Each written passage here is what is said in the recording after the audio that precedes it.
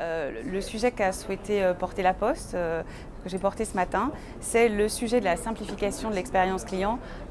portée par le mobile finalement. Aujourd'hui, la présence sur La Poste est riche, nous ne partons pas de rien, on a beaucoup de clients, mais notre présence elle est très fragmentée, très atomisée.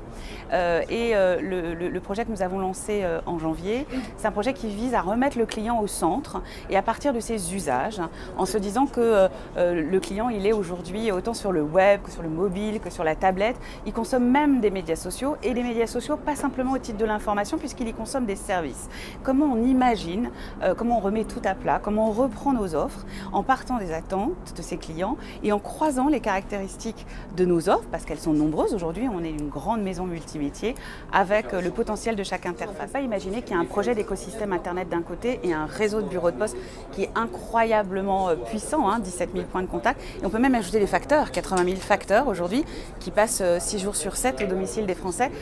c'est une chance incroyable. Donc on travaille, quand on pense l'expérience client en ligne, on travaille en intégrant tout ça et en se disant que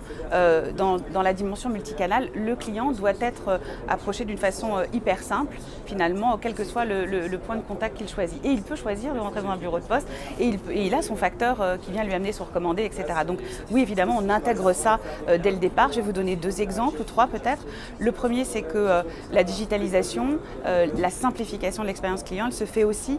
grâce à un nouvel équipement pour nos facteurs, avec un terminal. Ils sont tous équipés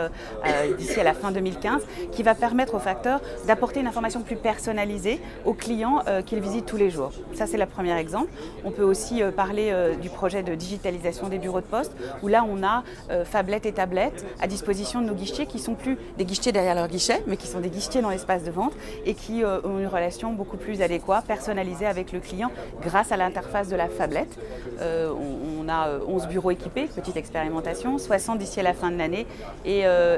1000 l'année prochaine. Et le dernier sujet, qui est un sujet qui est pour le coup très en préparation, on est très en amont de tout ça, on travaille avec une technologie qui est iBeacon, qui est la technologie d'Apple, qui va nous permettre, qui va jouer finalement le rôle de